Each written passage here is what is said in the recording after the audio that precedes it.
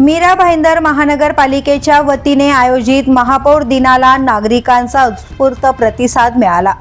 मोठ्या संख्येने नागरिक उपस्थित राहून त्यांनी आपल्या विविध तक्रारी थेट महापौरांसमोर मांडल्या।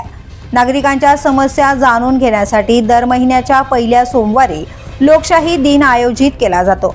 त्यात आता आठवड्याच्या दुसऱ्या सोमवारी महापौर दिनाची भर पडली असून या उपक्रमाला नागरिकांकडून चांगला प्रतिसाद मिळतोय।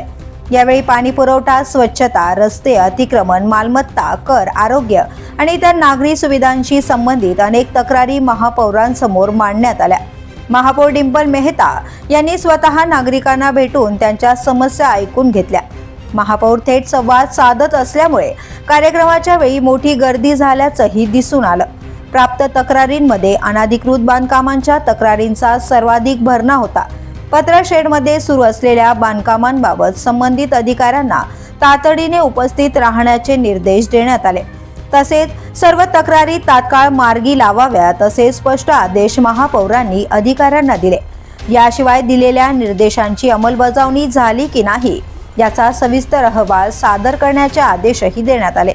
महापौर दिनाच्या माध्यमातून नागरिकांच्या तक्रारींना जलद गतीने न्याय मिळेल अशी अपेक्षा व्यक्त केली जाते।